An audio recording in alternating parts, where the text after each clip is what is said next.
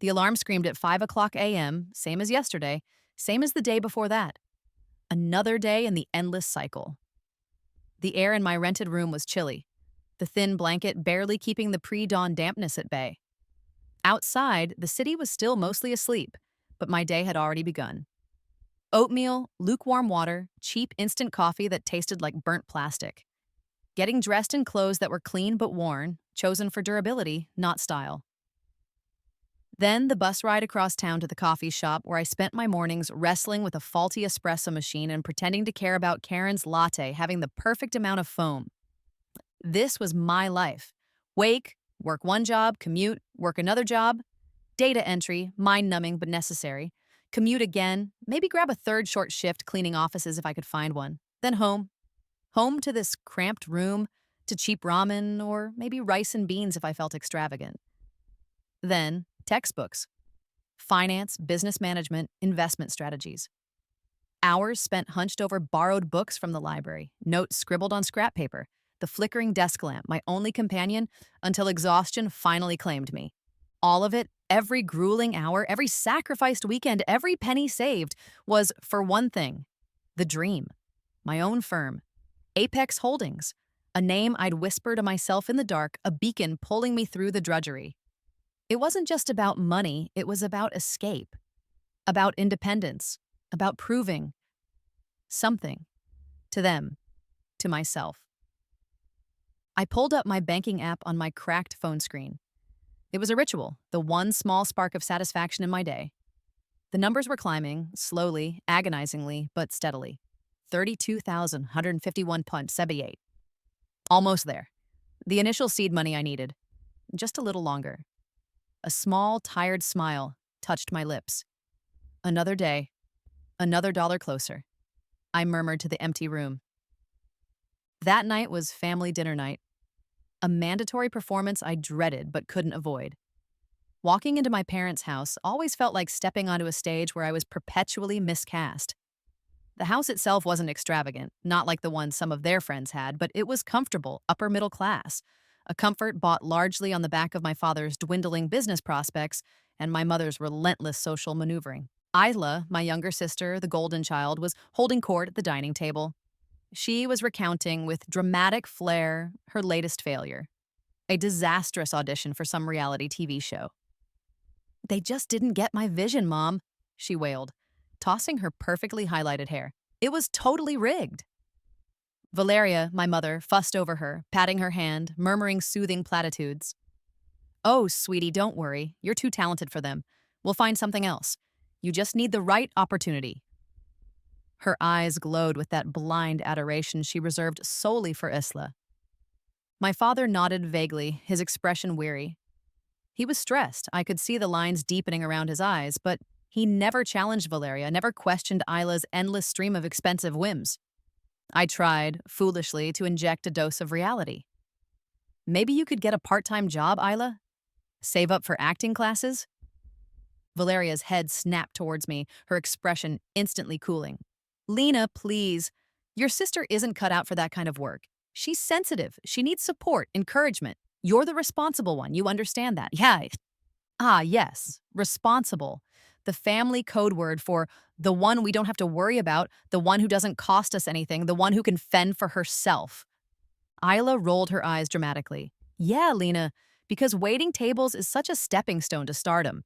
Try not to project your own boring life onto me, okay?" I went silent, focusing on pushing the overcooked peas around my plate. This was normal. This was the rhythm of my life within these walls. Be quiet, be helpful, be invisible. Let Isla shine, let Valeria manage, let father worry, just endure. Responsible, I thought, the word leaving a bitter taste in my mouth. Fine, let them think that. My money is mine. It happened 2 weeks later, payday. The day the final direct deposit from the cleaning company would hit my account, pushing me over the threshold. My target number, enough to finally quit the endless jobs, to register my business, to make the dream a reality. I practically skipped home after my coffee shop shift, ignoring the ache in my feet. I sat down at my small desk, pulled up the banking app, my heart thrumming with anticipation. This was it. The moment I'd worked towards for 8 long years, ever since I turned 16 and started saving every spare cent. The page loaded and my breath caught. 1234 to $12.34. No, it had to be a mistake, a glitch. I refreshed the page again and again, still 1234. My hands started shaking. I felt cold, suddenly bone-chillingly cold. I fumbled for the bank's customer service number, my fingers clumsy. The automated menus, the endless hold music, and panic clawed at my throat. No, I whispered, the sound strangled. No, no, no. This can't be right. Years, all those years, gone. I don't remember the bus ride home. I must have run because suddenly I was bursting through the front door of my parents' house, gasping for breath. The flimsy printout from the bank ATM crumpled in my fist. Valeria and father were in the living room, watching some afternoon talk show. They looked up, startled by my abrupt entrance. My savings account, I choked out, the words tumbling over each other. It's empty. The money. Where is it? My father frowned. What are you talking about, Lena? Calm down. Are you sure? Valeria asked, her voice laced with that familiar dismissive tone. Maybe you misplaced a decimal point. Misplaced? I practically screamed, shoving the printout at them. It was over $32,000 yesterday. Now it's 12. Did you take it? Did you? Valeria's carefully composed facade crumpled. Tears, suspiciously immediate tears, welled in her eyes. Lena, darling, she sobbed, reaching for my hand. I snatched it away. We had to. It was for Isla. My blood ran cold. Isla, father stood up, adopting his reasonable patriarch stance. Now, Lena, calm down. We needed the money to send Isla abroad. A special program in Switzerland. Fashion design. It's a once-in-a-lifetime opportunity for her. She left this morning. Switzerland? Fashion design? My savings? The world tilted. Abroad? I whispered, horror stealing my breath. My savings? You stole my savings? Don't call it stealing, Lena, Valeria snapped, the tears vanishing as quickly as they'd appeared. It was an investment in the family. Isla needs this. She needs a fresh start away from, away. You're the responsible one, Lena, the strong one. You'll understand when you're older. You can always make more money. Exactly, father echoed, puffing out his chest slightly. You're smart, Lena. You'll figure things out. This is for the good of the family. We all benefit when Isla succeeds. I stared at them, at their earnest, self-justifying faces. Investment? In her? The sister who couldn't hold down a job for more than a month? The sister whose biggest ambition was to marry rich? While I worked the 3 jobs? While I ate instant noodles and wore shoes with holes in them? Understand? Oh, I understood perfectly. I understood that to them, I was nothing. My dreams were nothing. My sacrifices were nothing. I was just the responsible one, the one they could bleed dry without a second thought. Later that week, a postcard arrived. A picture of Isla grinning maniacally in front of the Eiffel Tower. Not Switzerland, I noted grimly. Draped in a ridiculously expensive-looking scarf. The message scrawled on the back, living my best life. Paris is amazing. Wish you were here. Not really. Love, Isla. That was it. The final nail, the absolute shattering confirmation of my worthlessness in their eyes. There were no more words, no more arguments, just a cold, quiet certainty. I went back to my rented room. I packed a single duffel bag, clothes, toiletries, my finance textbooks, my worn copy of The Intelligent Investor. I zipped the bag shut, leaving behind the cheap furniture, the faded posters, the ghosts of a life that was no longer mine. I walked out the door and didn't look back. They had made their choice. They had chosen her. Fine. Now, I made mine. I chose me. And someday, somehow, they would regret this. They would pay it back. With interest. The first few weeks were a blur of shock and survival. Chloe, bless her practical, no-nonsense heart, didn't ask too many questions when I showed up on her doorstep, duffel bag in hand, eyes probably red-rimmed and wild. She just made space on her lumpy couch, handed me a cup of strong tea, and let me exist. Her tiny, cluttered apartment became my temporary refuge, a buffer against the crushing reality of being homeless and penniless. Rock bottom looks different for everyone. For me, it looked like instant ramen eaten cold out of the packet because the gas bill for Chloe's stove was overdue. It looked like crying silently in the cramped bathroom, muffling the sobs so Chloe wouldn't worry. The shame and anger and despair, a physical ache in my chest.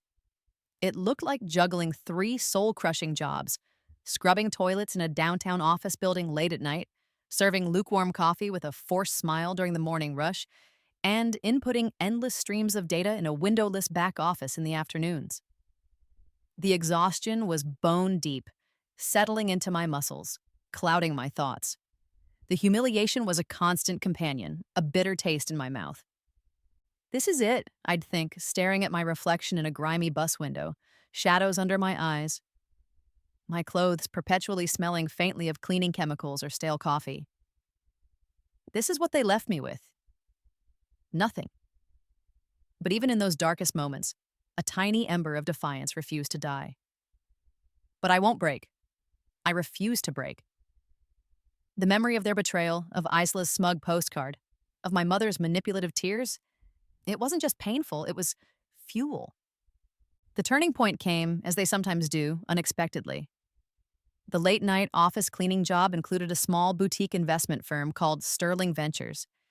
It occupied a modest suite of offices, nothing flashy, but there was an air of quiet competence about the place. One night, cleaning the main conference room after what must have been a very late meeting, I noticed the projection was still on the whiteboard screen. Numbers, charts, analysis of a potential investment, and an error. A simple miscalculation, but one that significantly skewed the projected ROI. My heart hammered. Should I? It wasn't my place. I was just the cleaner, but the numbers called to me. The mistake was glaring. Hesitantly, almost guiltily, I picked up a dry erase marker someone had left behind. I circled the incorrect figure and wrote the correct calculation neatly beside it. Then, on impulse, I added a small sticky note beneath it. Check calculation? Signed, the cleaner. I almost wiped it off, convinced I'd be fired on the spot. But something stopped me.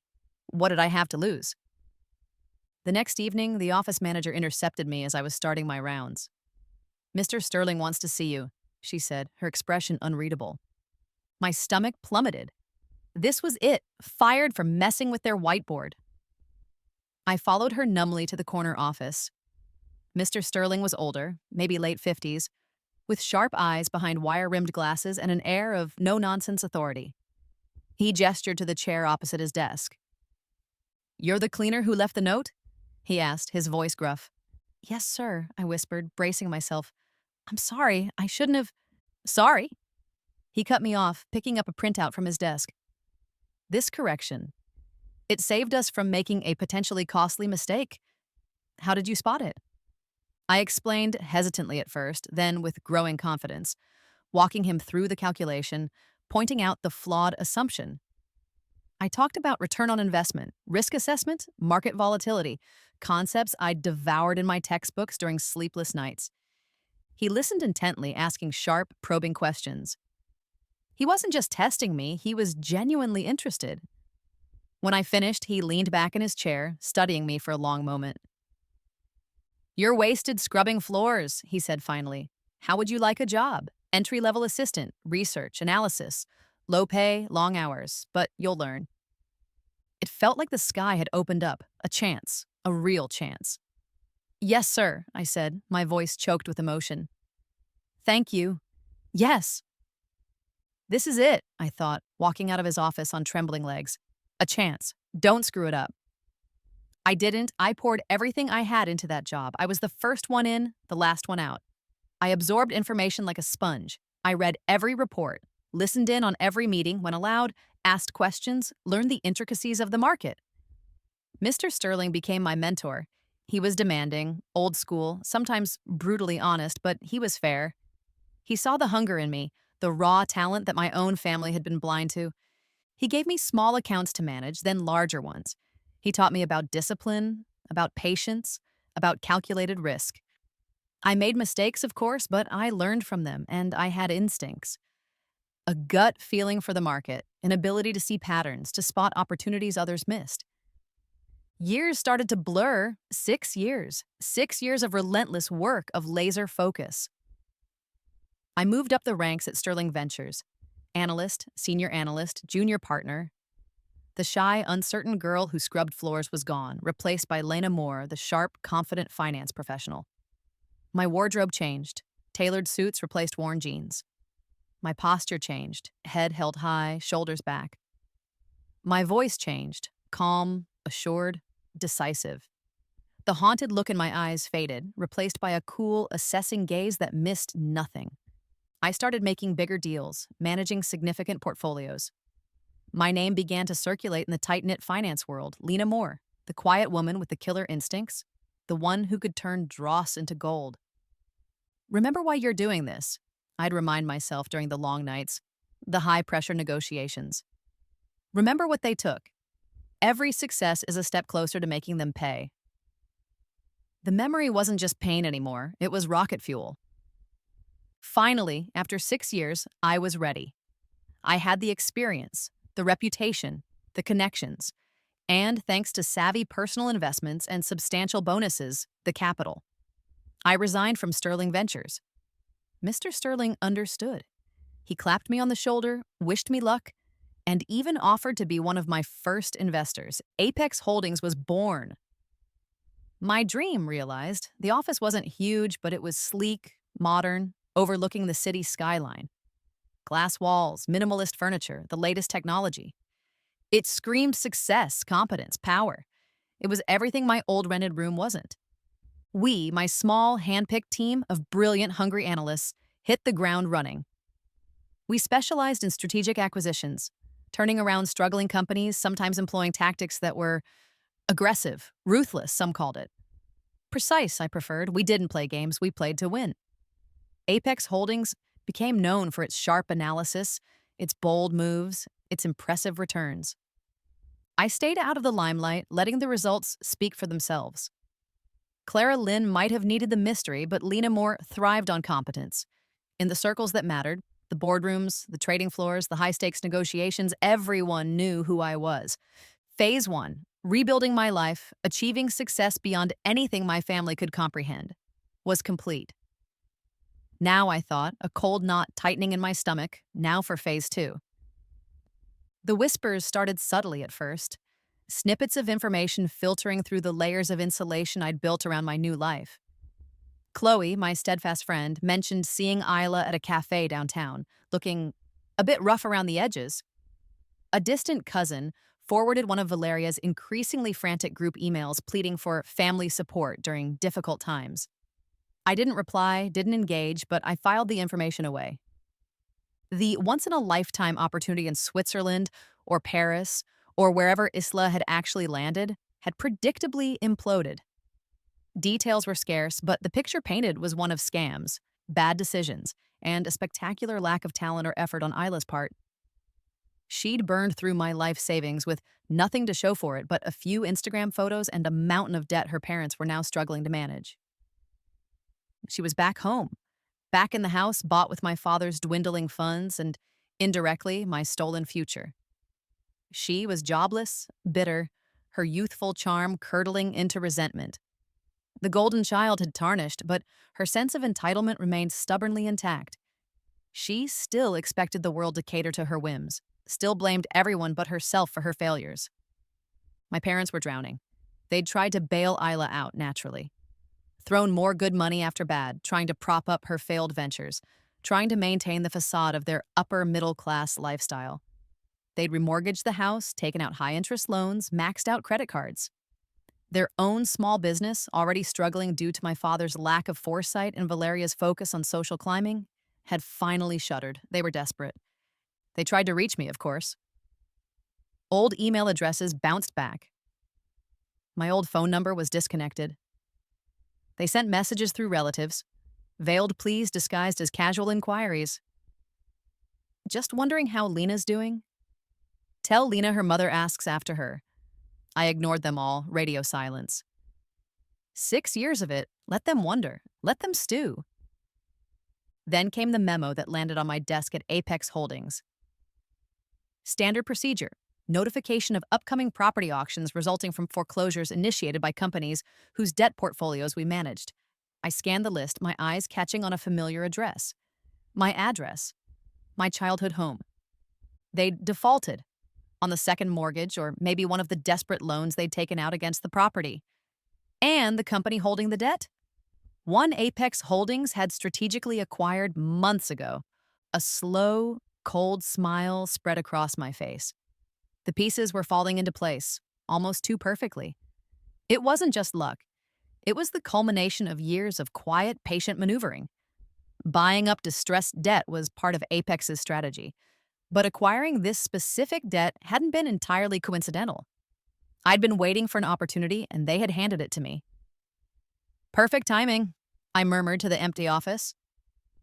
The day of the auction was crisp and bright, the kind of autumn day that makes everything look sharper, clearer. The auction was held right there on the front lawn of the house I grew up in. A small crowd had gathered, a few bored-looking neighbors, a couple of professional property flippers smelling a bargain, a harried-looking bank representative clutching a clipboard, and them. Valeria, father, Isla. They stood clustered together near the front steps, looking diminished. Father's shoulders were slumped, his face gray with worry. Valeria's usually immaculate composure was fraying at the edges, her eyes darting nervously around the crowd. Isla looked bored and resentful, scrolling through her phone, occasionally sighing dramatically. They were clinging to a last shred of hope, probably praying for a low turnout. A sympathetic buyer, a miracle. I arrived fashionably late. My driver pulled the sleek black sedan smoothly to the curb. I stepped out, pausing for a moment to adjust the collar of my Armani suit. The sunglasses hid my eyes, creating an impassive mask. I felt the ripple of curiosity move through the small crowd as I walked towards the auctioneer, my heels clicking confidently on the pavement. My parents stared, mouths agape. The transformation was complete and clearly shocking. The worn-out, invisible daughter was gone, replaced by this powerful stranger. Isla, however, seemed to mistake my presence entirely. A smirk flickered across her face. "Lena! Finally!" she called out, her voice laced with petulant relief. "I knew you'd come save us. Took you long enough." Save them? The naivety, the sheer entitlement was breathtaking. The auctioneer cleared his throat and began the proceedings. "All right, folks, we're here today for the property at 12 Maple Drive." He droned on, listing the specs, the outstanding debt. The opening bid was low, embarrassingly low. The bank just wanted to cut its losses. A flipper offered a slight increase. Another neighbor hesitantly raised his hand. My family watched, their faces tight with anxiety, hope warring with despair. I remained still, silent, letting the tension build. Let them squirm. Let them feel the desperation I had felt, standing outside this very house 6 years ago with nothing but a duffel bag and a broken heart. The bidding stalled. The auctioneer called out, "Going once, going twice." I stepped forward then, my voice clear and steady in the quiet morning air. I named my price, just a few thousand above the last bid. Enough to secure it, but still a fraction of the property's actual worth. Silence. The flippers exchanged glances and shook their heads. The neighbors looked down. No one else was going to bid against the woman in the power suit who had just arrived in a chauffeur-driven car. "Sold!" the auctioneer declared, banging his imaginary gavel. "To Apex Holdings." Valeria and father exchanged confused glances. Apex Holdings? The name meant nothing to them. Isla still looked bewildered, processing the fact that her rescue hadn't materialized. I walked towards them then, removing my sunglasses slowly, deliberately. I let them see my eyes. Let them see the cold, hard certainty reflected there. "Apex Holdings?" Valeria whispered, her voice trembling as recognition and horror dawned. "Lena?" "Hello, mother, father, Isla," I said, my voice perfectly polite, almost pleasant, but utterly devoid of warmth. It was the voice I used in hostile takeover negotiations. Isla finally grasped the situation. You bought our house?" she stammered, her face paling. I allowed myself another small, cold smile. "I believe this property was secured against a certain investment made years ago." I looked directly at my father. An investment in the family, wasn't that what you called it? I let the words hang in the air, heavy with implication. I came to collect, I added softly, locking eyes with Valeria, with interest. I didn't wait for their reaction. I didn't need to see their tears, hear their accusations, witness their despair. I nodded curtly to my lawyer, who had materialized silently beside me. He stepped forward and handed Valeria a crisp, official-looking envelope.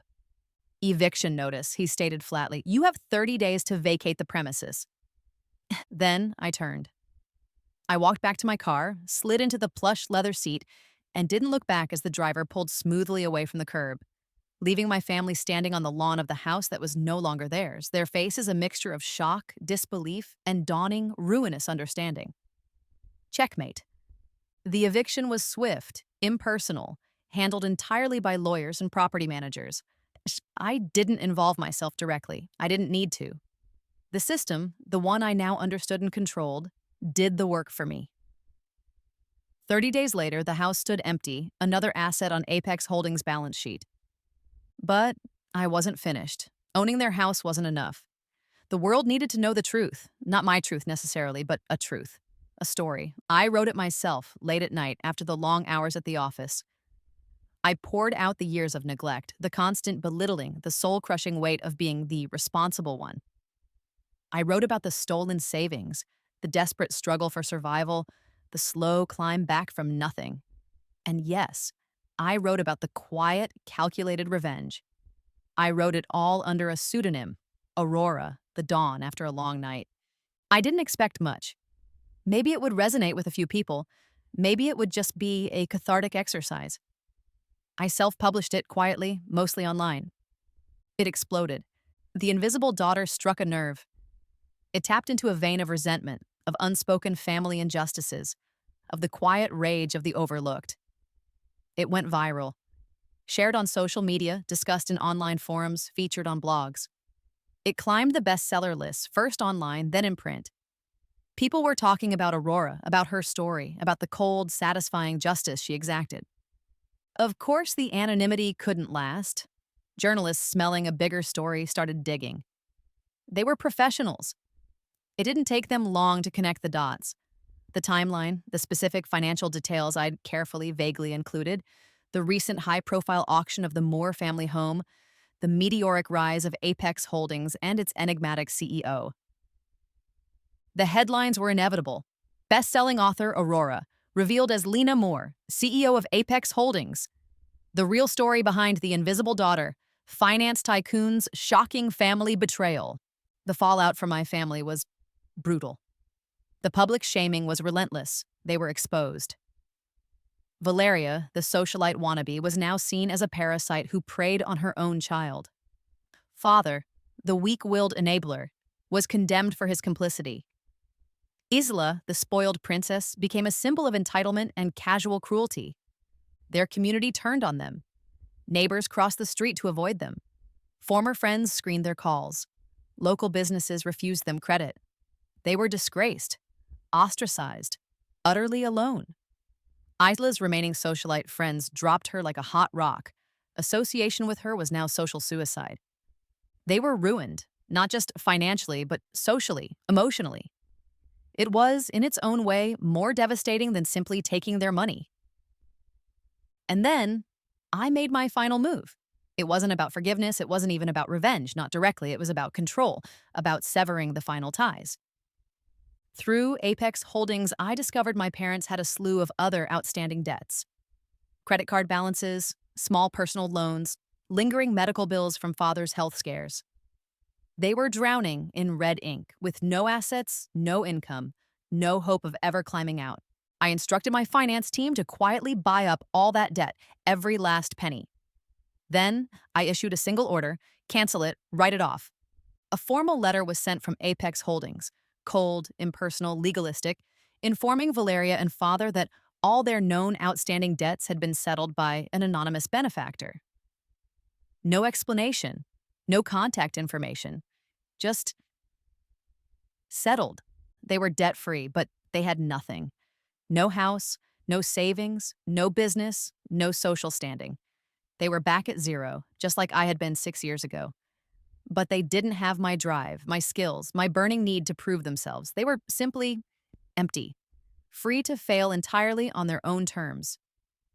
I owed them nothing, I thought, signing off on the final debt cancellation order. Now they owe me nothing. We are finally, completely, irrevocably even. Life settled into a rhythm dictated by me, not by obligation or desperation. My apartment, high above the city, was sleek, minimalist, filled with contemporary art. My art, chosen because I loved it, not because it impressed anyone. The view stretched for miles, a glittering panorama of the world I had conquered. Apex Holdings continued to thrive. We were respected, sometimes feared, always successful. I worked hard, but it was different now. It was work born of passion, of ambition, not of necessity. And there was someone new, David. I'd met him through a charity event Mr. Sterling had dragged me to. He was kind, grounded, a doctor with gentle eyes and a quiet sense of humor. He wasn't impressed by my wealth or my power. He was impressed by me, my mind, my resilience, my slightly sarcastic wit. He knew my story, the public version at least, and he didn't judge. He simply understood. It was nice, refreshing, and normal. One evening, sorting through the mail, I found it. An envelope addressed in Valeria's shaky, familiar handwriting. I almost threw it away unopened.